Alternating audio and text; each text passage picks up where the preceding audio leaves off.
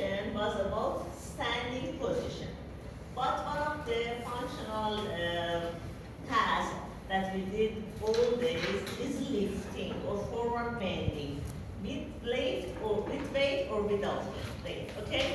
So during the forward bending, look at this picture again.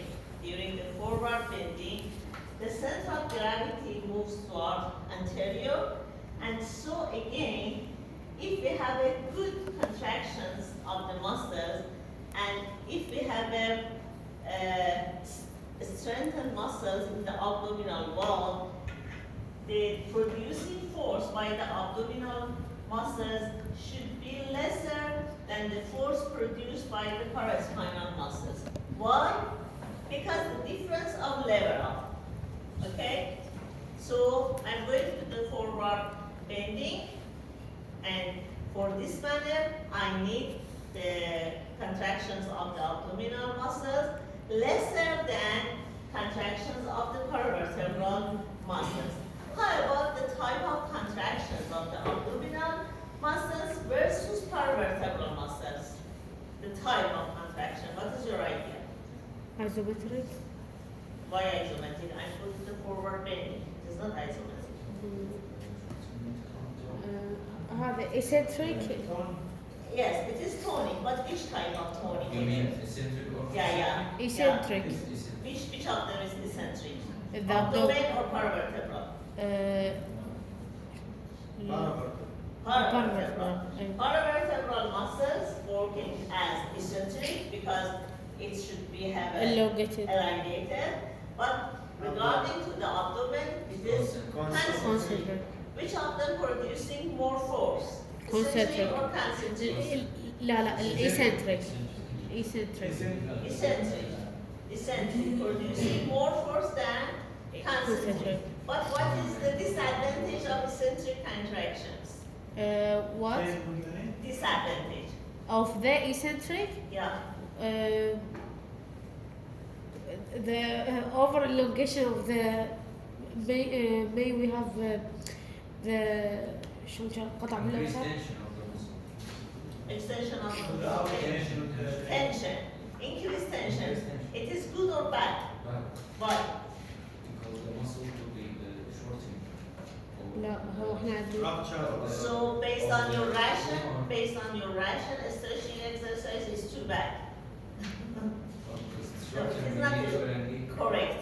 It's not a correct ration because elongation or increasing the tension of the muscle actually is not bad. But another thing is bad and disadvantage regarding to the eccentric. What is that? the pressure on the tendon because it's Providing this task providing which disadvantage in the muscle. Muscle soreness. Muscle soreness. After eccentric contraction, the muscle soreness should be very higher than concentric exercise. Okay? So usually in the training exercise, usually not always, we use concentric, but you did that after heavy exercise. The muscles that are prone to the eccentric exercise are more delay onset muscle soreness. You know delay onset muscle soreness? DOMS. Delay onset muscle soreness is related to the accumulation of the lactic acids in the muscle, and after 24 or 48 hours after finishing exercise, your muscles muscle are fatigue. painful. Okay? So as a whole, eccentric is more painful for the muscles. Okay, no matter. Look at here. During forward bending, it is the weight of the body accumulated here, and because the forward bending changes the center of gravity of our body toward anterior, we need the concentration of the abdominal muscle, but as a whole, this contraction force is lesser than forces that applied on the posterior muscle. But as a whole, all of these forces apply to the intervertebral disc. And one of the aim of all exercise should be decrease the average of load that applied to the intervertebral disc to avoiding the herniation of the disc. Okay? Look at this picture. Sometimes we did normal forward bending. Sometimes we do forward bending for lifting a heavy weight, like to the lifters, athletes that bring us too heavy lifts. It is obvious that in this condition, due to the very heavy lift, the total force that applied to the intervertebral disc is too much, and it will be prone to rupture of the disc and herniation of the disc. Okay? For prevention this phenomena, usually the athletes or some persons, some workers that have a task for lifting a heavy weights use a maneuver nominated as Valsalva maneuver. Valsalva maneuver. What is Valsalva maneuver? Valsalva maneuver is that, maybe you can see it. Use the knee. No, coughing or Huffing? No. for- Do you remember when an athlete that are ready to lift a heavy weight, what he do? deep breathing. Deep bracing, and at the moment, lift the weight with apnea. Valsalva maneuver is that, on it is what?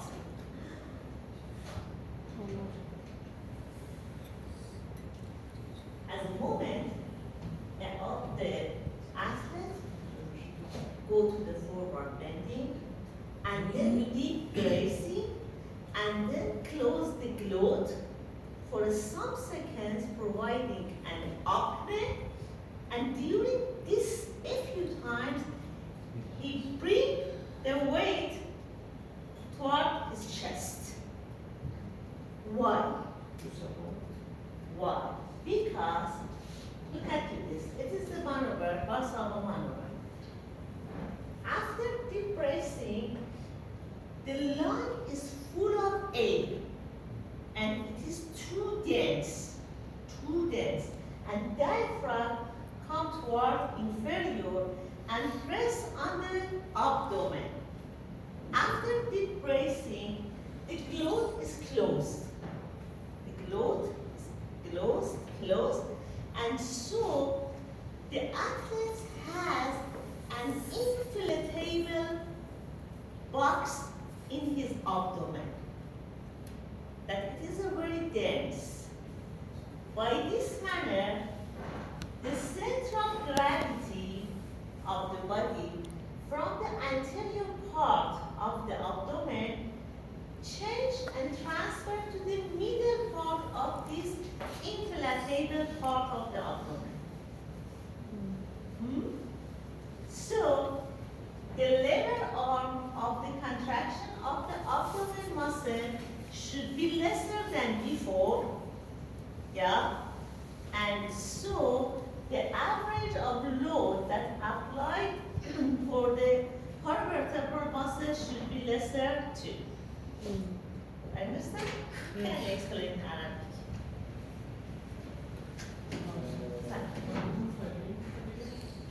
دول الرياضيين دائما يستخدمون هاي المناورة يسمونها اللي هي رسوم نفس. زين؟ رسوم نفس بالصدر. الغرض من هاي المناورة شنو؟ مركز الثقل بدل ما يكون بالابدومن كبير حتى يزورون مركز الثقل يعني يصير أقل.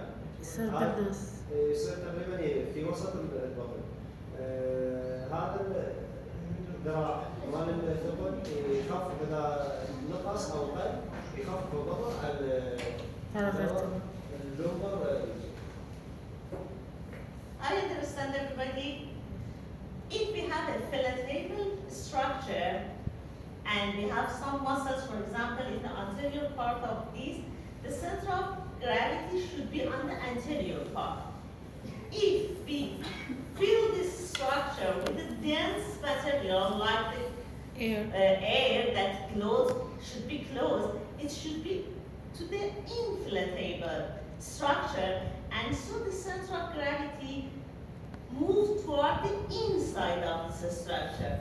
And so the line of action of the muscles should pass a lesser distance than before, and so the equal of the anterior part to the posterior part should be changed.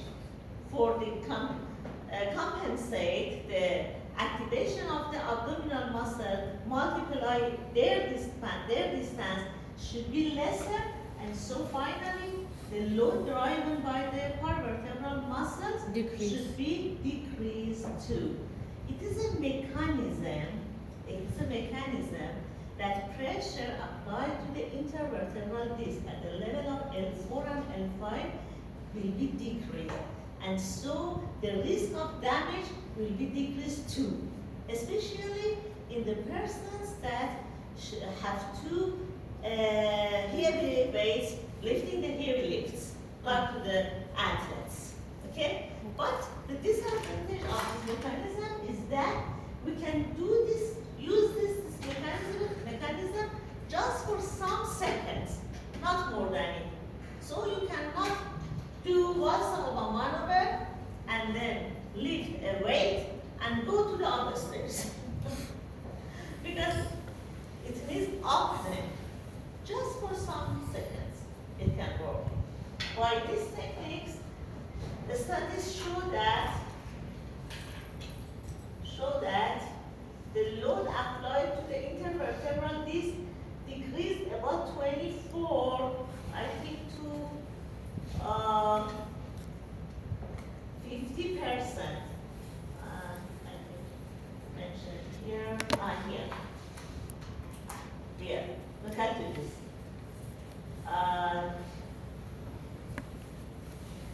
By measuring intranuclear pressure on the disc, Nachemson has shown that when a force is applied to the disc, the nucleus supports 75% of the load and the annulus 25%.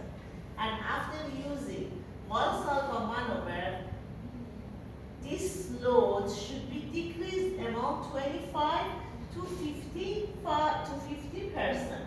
And so it is a good mechanism for decreasing the load applied to the intervertebral disc by use of the Valsalva maneuver. Okay? Here is mentioned. These techniques used by the weightlifters reduce the pressure on the disc by 50% on the T12 L1 disc and 30% on the lumbosacral disc.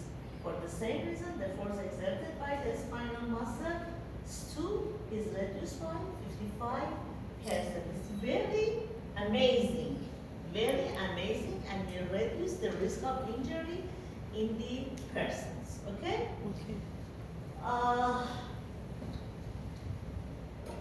If you remember that the techniques that weightlifters use during the lifting the weights, one of them is Valsalva maneuver. Another is that. Is there anyone that? I think they don't change of the legs them back to the ground. They go down by Squat. By squat, right? Full squat. Yeah. The legs that they. Is good or not? Yes. But I think, as my knowledge, there is two different methods for lifting. One is a squat, another is flexing the knee. forward So lifting. just squat method. Okay, full squat. Yes, he is right.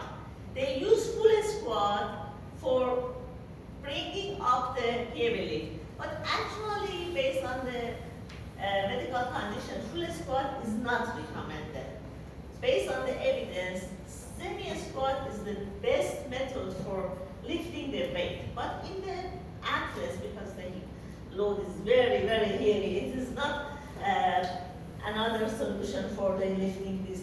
But as a whole, for the general population, it is recommended that the best method for lifting a heavy weight is semi-squat. It means that you should go semi-forward bending and semi-squat for lifting a load.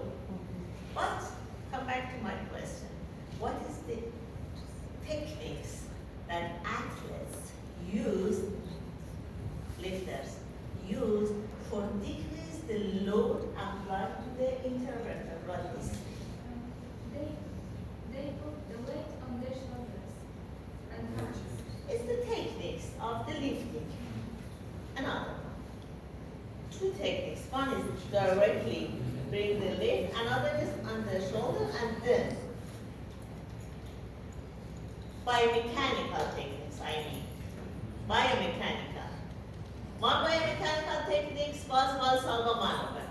Another biomechanical techniques that I'm sure that all of you see when you watch the competition is that I think Ali mentioned that when they flex the center of gravity close to the just he said, yeah, and they are two.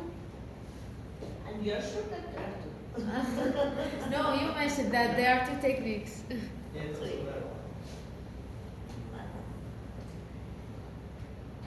We will see that these lifters always have a belt. Yes. I agree. He said, Mustafa said that. I'm sorry. But he mean that it's not biomechanical. Is it biomechanic? He Yes. imagined The it's support. not. Yes. Support not. They use the thick belt on the abdomen. Why? Based on my explanation, you can conclude that why they use belt. To prevent To decrease the lumbar- river power. To? Decrease the river power. Yes, of course. Of course. Because by the belt, they have a smaller diameter of the wrist, and so, as he mentioned, the lever arm should be decreased, and so the total force applied to the nucleus should be decreased. Okay? Understand? Yes. Hey, you that put your head AirPod in your ears. Yes. Stand up. Stand up. Explain it again. What about the belt? I don't know. You should explain it. What about? What is your question? What is my question? Ask from your friend. What is my question? Your friend. Explain what is my question.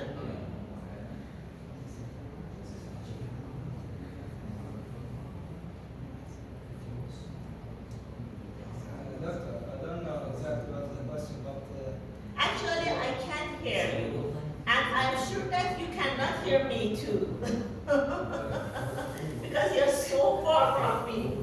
no, your voice is clear.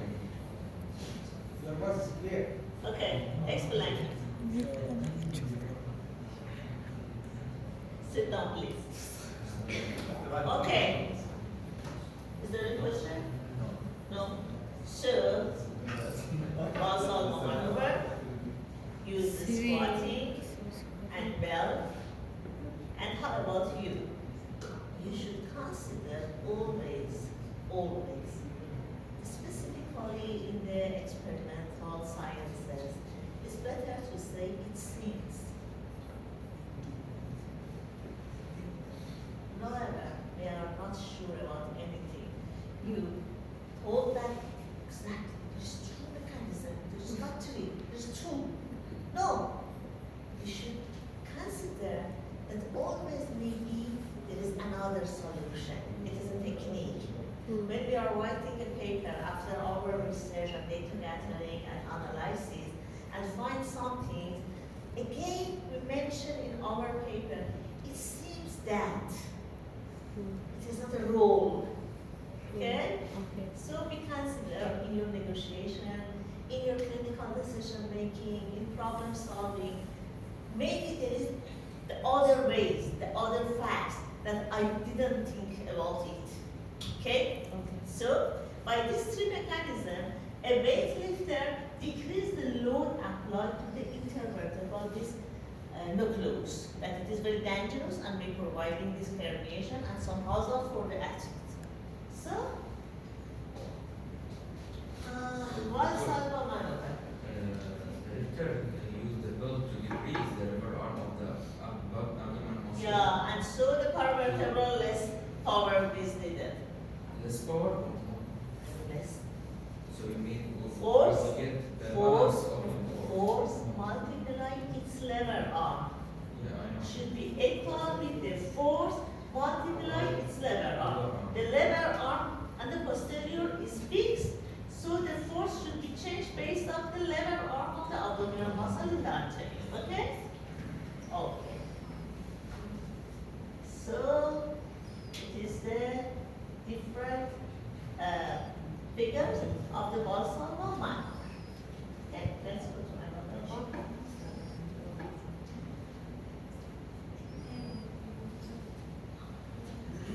It is very important that you notice the different posture of standing of the patient.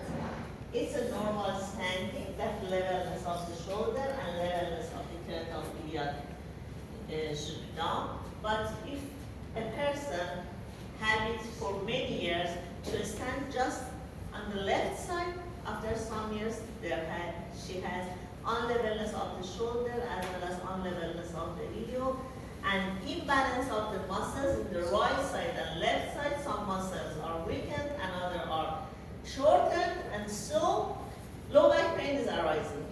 So one of the reasons of low back pain is malposture. Malposture. Okay?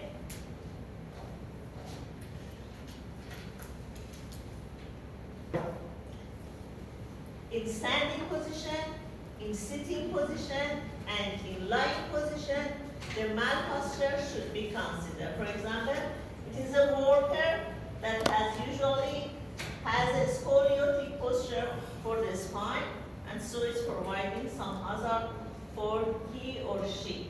Or in the sitting position, again, there is a lifting of weight always on the right scale tuberosity, so providing some malalignment because she's working in this position. Scoliosis, malalignment of the ilium, and weight shifting here. All of this should be considered as ergonomic points for the physiotherapist. All of this. It's very easy that you can read them carefully during the sitting, standing, and lying. I have some problem regarding this.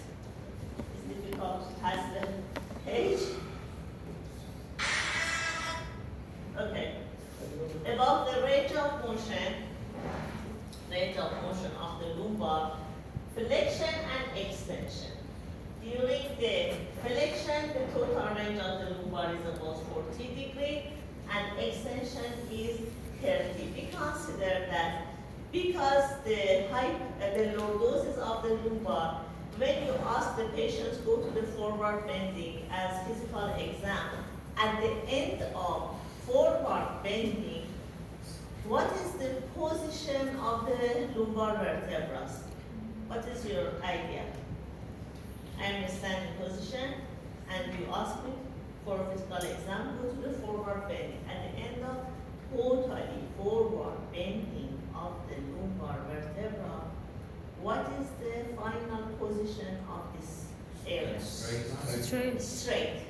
Straight. Although I told you that the amount of flexion is 40 degrees, but it means that after 40 degrees of flexion of lumbar vertebra, the position of the lumbar vertebra should be straight. It was lordotic. After forward bending, should be straight. It's normal. You should not predict that after forward bending, the lumbar vertebra have a curve. It's not true. Or if at the end of forward bending, the lumbar vertebra was in the lordotic again, it's a problem too. Both of them is not right, is wrong. At the end of forward flexion, the lumbar vertebra should be straight. It means that each segment rotate toward flexion and reach to the end of rotation. Okay? Regarding to the extension, extension means from neutral position, not come back from flexion. Here from neutral position, I can go to 30 degree of extension, specifically in the lumbar area. Doctor, how we can measure the range of motion by goniometer? Measure. Actually, by goniometer is too difficult separately because usually the range of lumbar and thoracic area are merged together, and usually we measure thoracolumbar. But the better way to measure the range of motion in the lumbar or thoracolumbar area is functional test. I think there is some studies, I'm not sure, but no matter. For example, for forward bending, it is better to ask the patients go to the forward bending and then measure the distance between tip of the fingers to the ground by the tape instead goniometer. Okay? It is easier and more functional. After finishing the range of motion, without including the hip joint flexion, you can measure the distance between tip of the fingers to the ground. So what about extension? Extension with the goniometer. The goniometer put on the shoulder, okay, here, and ask the patients put her hands here and go to the extension and then measure the distance between these two arms that's provided by the goniometer. I think there is some figures. I try to find it to show. Okay. Here is the measures of the different segments of lumbar flexion and extension in different segments as well as in different decades. Regarding to the lateral flexion in each side is equal to 20 to 30 degree lateral flexion. Yes. For lateral flexion again, you can measure the tip of the fingers to the floor or by goniometer from the posterior and the spinous process. And this diagram and table show you the different degree in each segment and different decades. It's so important is average. But you know that all of them is thoracolumbar, not specifically thoracic. Here you can see the total range of thoracolumbar, that T8 is more movable vertebra in this area.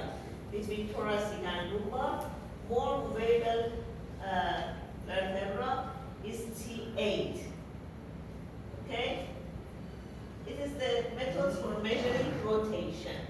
For rotation, the patient should sit on the chair and put the goniometer in the skull, and in this position, ask the patient rotate toward right or left. And the goniometer is here. By rotating the patients, you can measure the amount of rotation, but this is totally. It's not specifically in one region. And you know that the total range of rotation in the lumbar is 2 limited, is equal to 5 degree. So it's obvious that this 15 to 20 is not related to the lumbar area.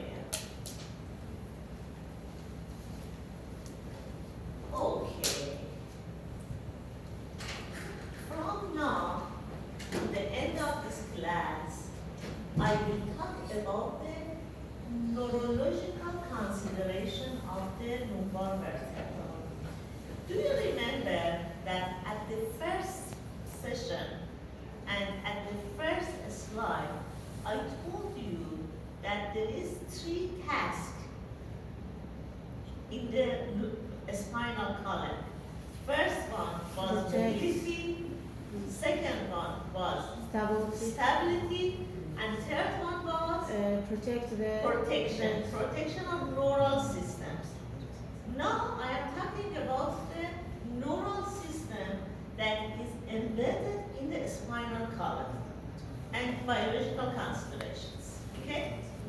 You know that it is the motion unit. Two closed vertebra and its intervertebral disc.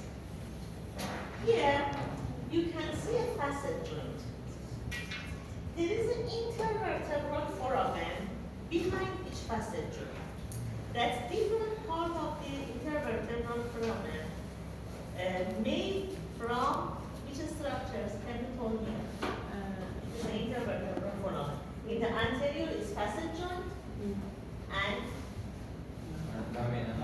lamina, flava, and what about that one? Intervertebral disc. All of these structures make us intervertebral foramen. Nerve roots are extracted from the intervertebral foramen. The spinal cords arising in the canal and the nerve roots in each segment extract from the intervertebral foramens. Okay? Normally, everything is okay, and each nerve root is responsible for supplying some different parts of our body as a sensory or motor. That's named dermato and myoto. Okay? But if there is any congestion in the intervertebral foramen, this nerve root can be affected, and so some symptoms will be seen in the patients. Different reasons can congest this foramen. One of them is irritation and inflammation of facet joint. Facet joint is a synovial joint and it has capsule. If there is hyperemia and degenerative process in the facet joints, this should be bulging because the hyperemia of synovial fluid, and this bulging of the capsules apply the pressure on the roots. for nerve root that are extracted from this foramen. Another example, if there is thickness of the ligamento flava due to the degenerative process, for example, thickness of the ligamento flava providing some stiff structure that press the nerve root, and again maybe arising some symptoms. Before I told you that ligamento flava is too much flexible and is too elastic structure in our body, but due to the aging, it maybe should be stiff and thickened, and so apply the extra and abnormal pressure to the nerve root, and again providing some sign and symptoms. Another reason, if there is any bulging of the intervertebral disc, herniation or bulging, different types of herniation or bulging of the intervertebral disc, it's clear that the space of the foramen Will be should decreased. smaller, and so the pressure applied on the nerve root. So there is too many different pathologies that may be affected nerve root and providing some sign and symptoms for the patients. Here you can see this picture. It is the spinal cord, and this is the nerve root that arising from this area. Look at this picture from the above. From the above. It is the spinal cord. The spinal cord consists of two parts, gray matter and white matter. Yeah. And so here you can see two nerve roots, both sides. Again, you can see what is this? Flava. What is this? Posterior ligament. Posterior longitudinal. That posterior longitudinal is posterior to To the the- intervertebral disc. So, and it is passage. All of these structures may be affected the nerve.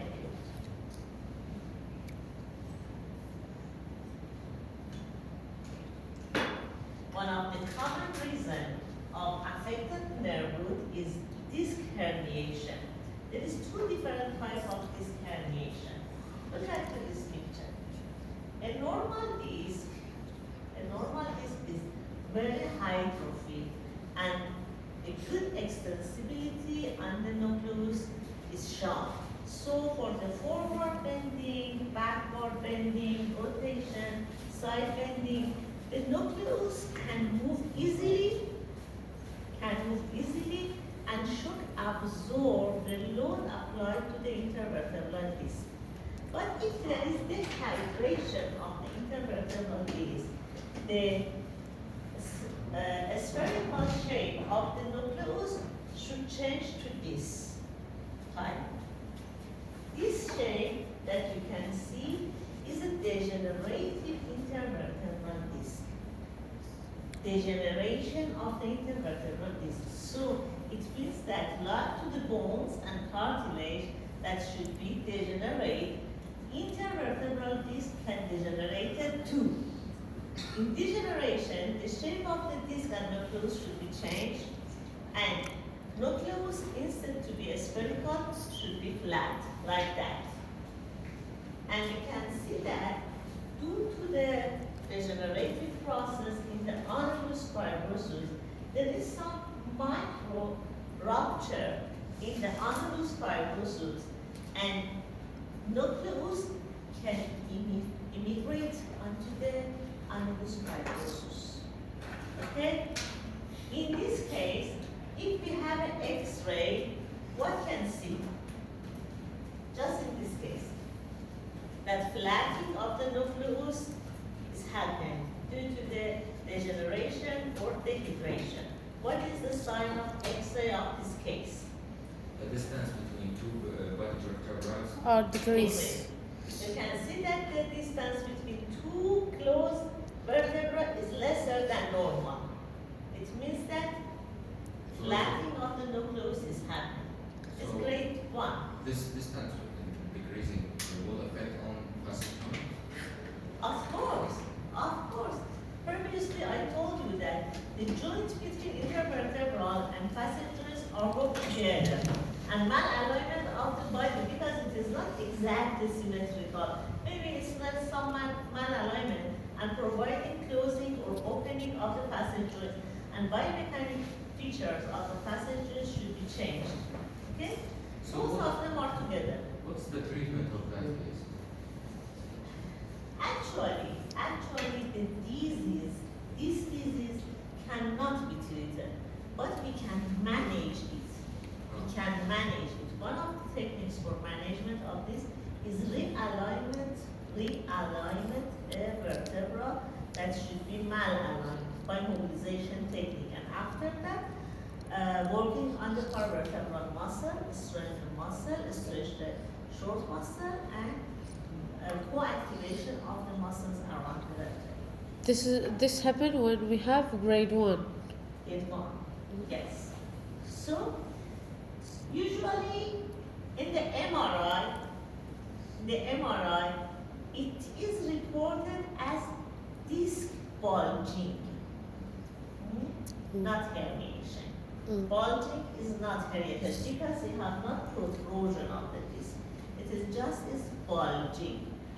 And really, bulging sometimes defined as a physiological phenomena in aging. Yes, because dehydration and diminished the collagen fibers is a process, physiological process due to aging. For example, in aging, the color of hair should be white. It is not pathologic. It is not pathologic for a person that, for example, is in 60. But if it is protrude, it is pathologic. Okay? It is the bulging. If some parts of the disc is moved toward posterior and come beneath the posterior longitudinal ligament, is disc extrusion. Okay? Extrusion. And if this pressure is too much, it can provide a rupture in the posterior longitudinal ligament. It is very dangerous and providing some pain and neurological disorders for the patients. And in some cases, it has a tail. It is ruptured, the sequestration come here, and providing some tails that move towards superior and inferior on the posterior part of the vertebra. And it is another type of disc herniation. Also this type. Based on the mechanism of the movements and degeneration process of the intervertebral disc, different shape of the herniation can be occurred, and based on their severity, the symptoms of the patient should be different. It's based on the nervus that is affected, the number of nervus, and the amount of pressure that applied on them. Maybe there is sensory impairment or motor impairment. Okay?